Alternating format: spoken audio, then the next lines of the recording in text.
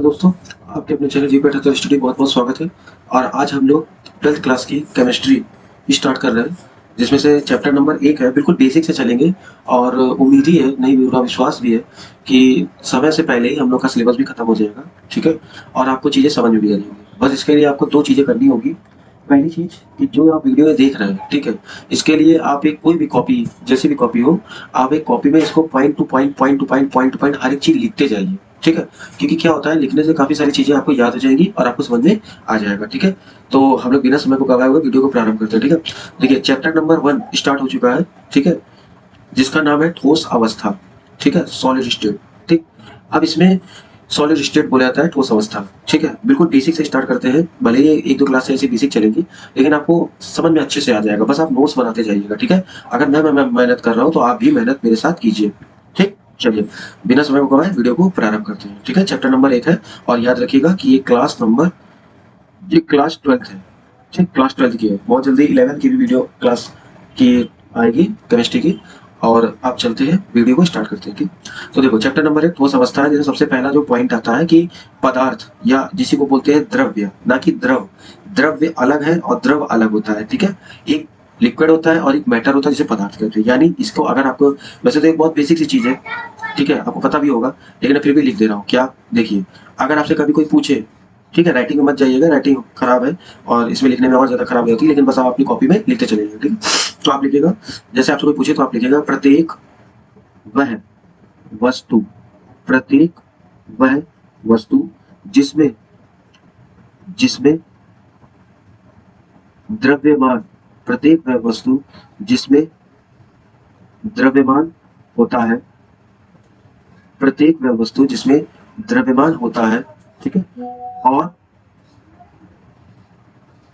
ठीक है, और वह स्थान, ठीक है, और वह स्थान घेरती है, ठीक है, घेरती है,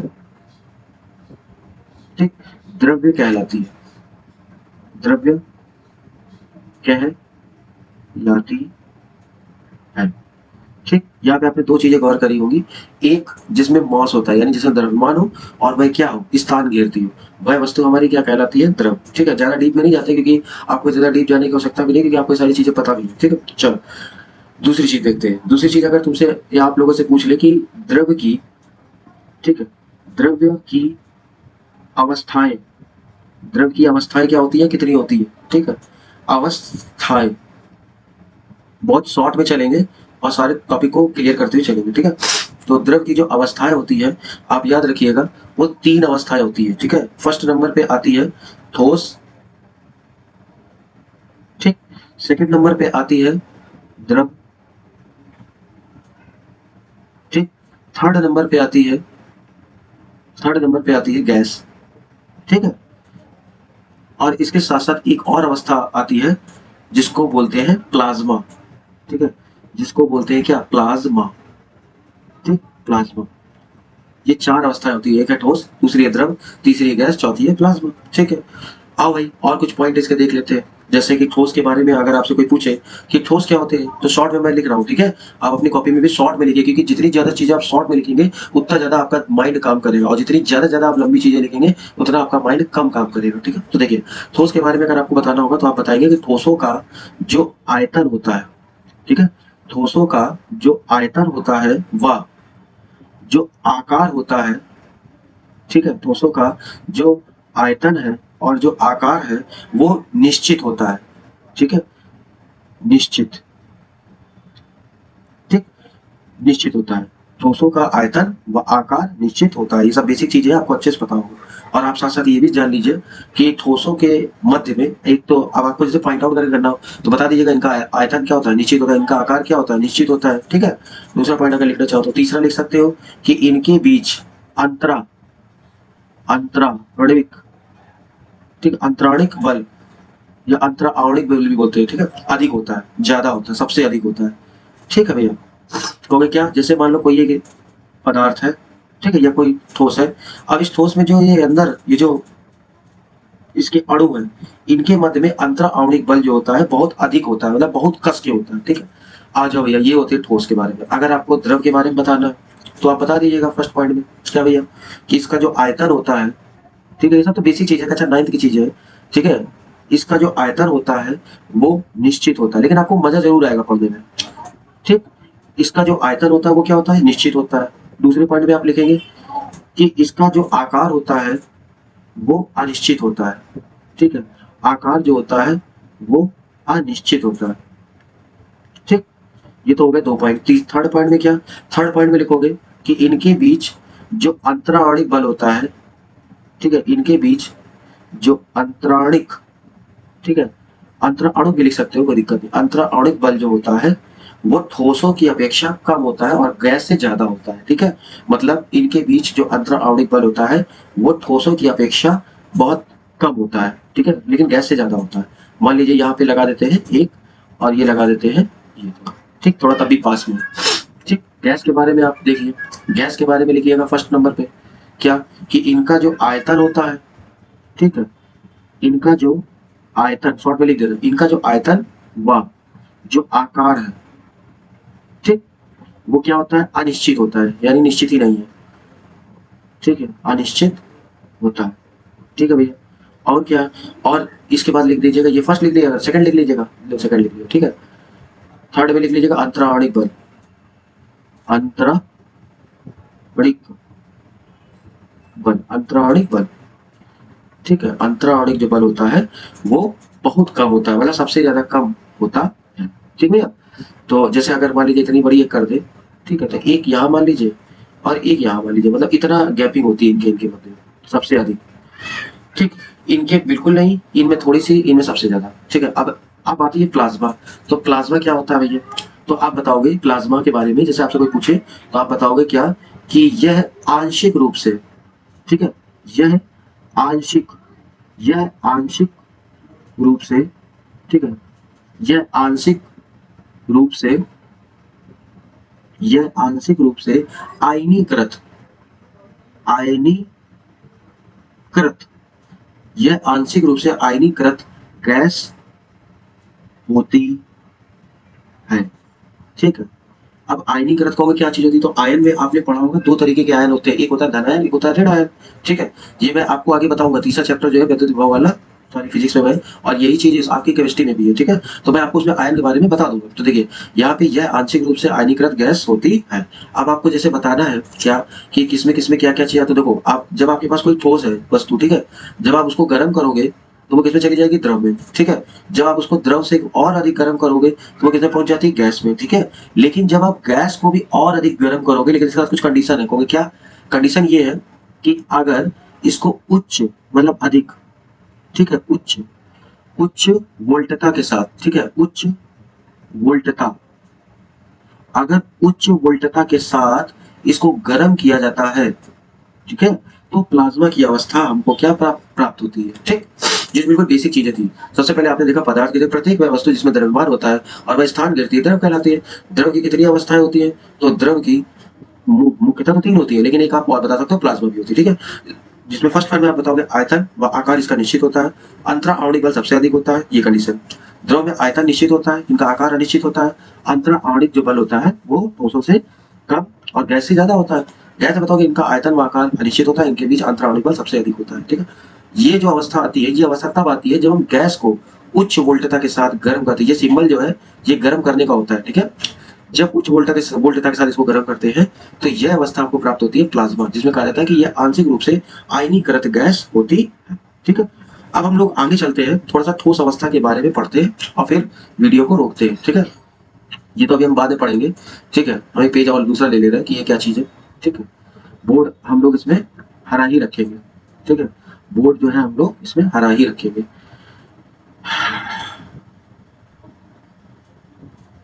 जी जी, ठीक है, लाइन बोर्ड इसमें हम लोग हरा रखते हैं। हम लोग ने ऐसा करेंगे, मैथ में जो बोर्ड चल रहा है वो ब्राउन कर देते हैं, केमिस्ट्री में जो हरा कर देते हैं, और फिजिक्स का जब वीडियो बनाएंगे तो उसको ब्लू कर देंगे, नीला कर देंगे, ठीक है। अलग अलग बोर्ड की अलग अलग विशेषता है, ठीक। चलो तो और देखते हैं, फर्स्ट पॉइंट पे देखते हैं कि क्या चीज है, ठीक है। फर्स्ट नंबर पे उठाते हैं और यहाँ लिखते हैं क्या, ठोस, और यहाँ लिखते हैं अवस्था, ठीक है। ठोस अवस्था, ये आप अपनी कॉपी में साथ साथ लिखते जाइएगा, ठीक है, जिसको बोलते हैं सॉलिड स्टेट, सॉलिड, ठीक, state, solid state, STATE, solid state, ठीक है। चलो भाई इसको देखते हैं इसमें क्या, तो इसमें आप लिखोगे क्या कि द्रव की, ठीक है, द्रव्य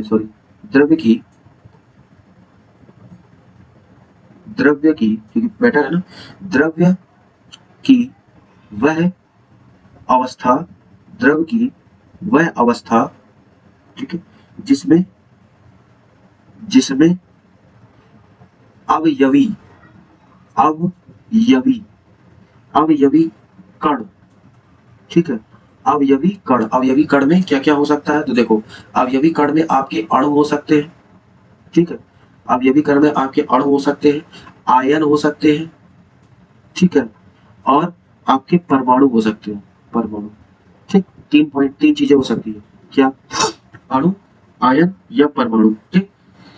प्रबल, प्रबल माने बहुत तेज से, प्रबल, अंतरा, अंतरा अणुक, अंतरा अणुक, ठीक है, अंतरा अणुक बलों द्वारा, अंतरा अणुक बलों द्वारा, ठीक, अंतरा आणविक बलों द्वारा।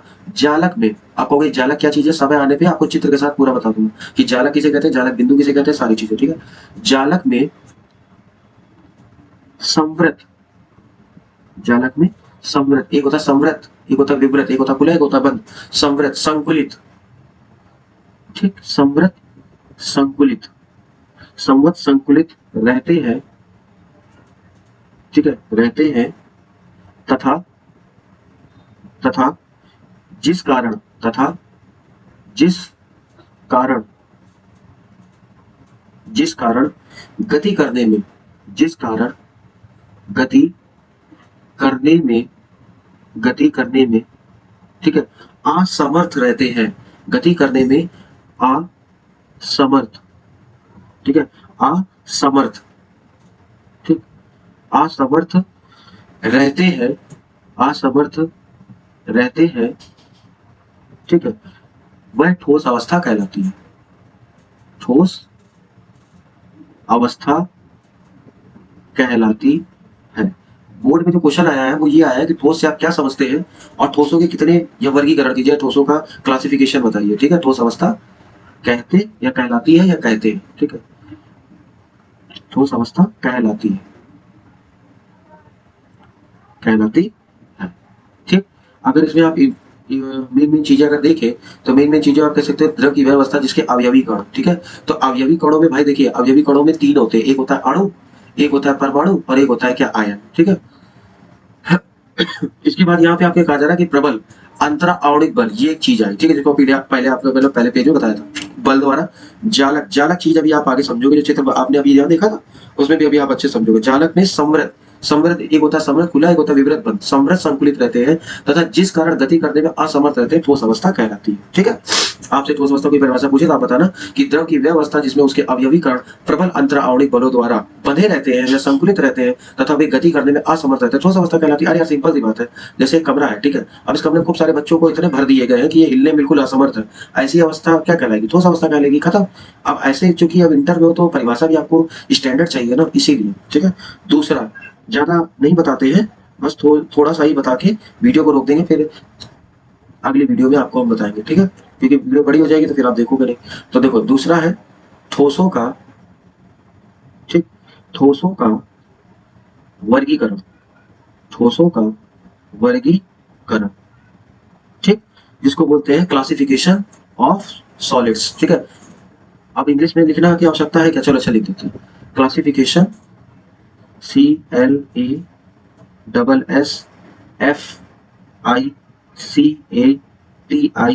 क्लासिफिकेशन ऑफ, ठीक है, सॉलिड्स, सॉलिड्स, ठीक, ये लो। इसमें कहोगे इसमें क्या करना है, तो देखो इसमें क्या करना भैया, आप लिखोगे कि जो अवयवी कण होते हैं, ठीक है, जो इनके अवयवी कण, अवयवी आपने ऊपर देखा है कि क्या कौन कौन से होते हैं, अवयवी कणों, ठीक, अवयवी कणों में अवयवी आपने देखा भी, अणु, परमाणु और कौन होते हैं, आयन होते हैं। तो यहां मैं लिख दे रहा हूं अणु, ठीक, परमाणु, ठीक, और आयन, अणु, परमाणु और आयन। ठीक है भैया, ठीक है। अणु, परमाणु, आयन की व्यवस्था, की व्यवस्था, ठीक, व्यवस्था के आधार पर, व्यवस्था के आधार पर, आधार पर, ठीक है, आधार पर ठोस दो प्रकार के होते हैं। ठोस दो प्रकार के, दो प्रकार के होते हैं। ठोस दो प्रकार के होते हैं। ठीक, कौन कौन से? देखो, पहले नंबर पे आता है, पहले नंबर पे आता है क्रिस्टलीय ठोस। ठीक है, अब यहां से अब आपका इंटर का चालू हो रहा है। ठीक है, तो पहले नंबर पे आ रहा है क्या? क्रिस्टलीय, क्रिस्टलीय ठोस। और दूसरे नंबर पे आ रहा है अक्रिस्टलीय ठोस। अब यहां से इंटर का चालू हो चुका है। ठीक है, अक्रिस्टलीय ठोस, क्रिस्टलीय ठोस और अक्रिस्टलीय ठोस। हालांकि इसका तो हम अंतर करेंगे, लेकिन अभी आपको सरसरी निगाह में अंतर जल्दी जल्दी बता देते। देखो, जिसमें से फर्स्ट पॉइंट पे अगर आपसे पूछे कि क्रिस्टलीय ठोस क्या होते हैं, ठीक है, तो आप बताओगे कि इनकी, फर्स्ट नंबर पे, कि इनका एक नियमित पैटर्न होता है। नियमित, फर्स्ट पॉइंट में आप बताओगे कि क्रिस्टलीय ठोस जो होते हैं, इनका जो पैटर्न होता है, पैटर्न कहोगे क्या चीज होती है? पैटर्न एक तरह से ऐसे समझ लो जैसे फोन में आप पैटर्न बनाते हो। जैसे आपके फोन में मान लो कोई पैटर्न बना हुआ है, ठीक है, तो जब मान लीजिए ऐसे करके ऐसे करके ऐसे बना हुआ है, तो जब आप इसको करोगे तभी खुलेगा वो। तो ये नियमित यानी निश्चित पैटर्न इसका होता है। ठीक है, अभी पैटर्न क्या होता है ये देखो, पैटर्न का मतलब होता है, ये देख ही लो यार, ये देखो ये पैटर्न है। ठीक है, ये एक निश्चित पैटर्न है, ये चीज है। अब मेन जब अगला लेक्चर होगा उसमें और अच्छे से बताएंगे। ठीक है, तो पहले पॉइंट में तो ये समझ लो कि एक नियमित पैटर्न होता है। सेकंड पॉइंट में इसमें होता है कि दीर्घ, ये क्रिस्टलीय ठोस जो होते हैं वो दीर्घ परासी होते हैं। ठीक है, दीर्घ परासी, परासी मतलब दूर तक फैले हुए। ठीक है, दीर्घ परासी होते हैं। इसके बाद थर्ड पॉइंट में आप इसमें लिख सकते हो क्या, कि इसमें लिख सकते हो कि इनकी जो व्यवस्था होती है वो निश्चित होती है। यानी इनकी आप लिखना कि इनकी व्यवस्था निश्चित व्यवस्था होती है, निश्चित व्यवस्था होती है। ठीक, हालांकि क्रिस्टलीय ठोस और अक्रिस्टलीय ठोस के मैं आपको काफी अंतर बताऊंगा। अभी मैं एक छोटी छोटी पॉइंट बता दे रहा हूँ। पहला कि इनका एक नियमित पैटर्न होता है, दीर्घ परासी होते हैं और निश्चित व्यवस्था होती है। लॉ लगे आप बता ही देते हैं। पहले पॉइंट में आपने क्या लिया? नियमित पैटर्न। ठीक है, तो नियमित पैटर्न का मतलब होता है कि देखो, जैसे ये एक दो तीन चार पांच छह सात, ठीक है, सात है। तो जो ये वाली लाइन है, ये वाली, ठीक है, जो ये वाली लाइन है, जो ये वाली लाइन है, ये लाइन देखो और ये लाइन देखो, ये दोनों एक जैसी है। और ये देखोगे, ये देखोगे एक जैसी है। फिर ये देखोगे, ये देखोगे एक जैसी है, या ये देखोगे, ये देखोगे एक जैसी है। ठीक है, तो इनकी एक जैसी क्या होती है? व्यवस्था होती है। इनका एक जैसा क्रम होता है। ध्यान से देखो, एक दो तीन चार पांच छह सात ये है, और एक दो तीन चार पांच छह सात ये भी है। लेकिन देखो, इनकी एक क्रम है, यानी एक आगे तो एक पीछे, एक आगे तो एक पीछे, पूरी देखो एक सीक्वेंस में बनी हुई है। देखो, एक पूरी सीक्वेंस में बनी हुई है, बनी हुई है।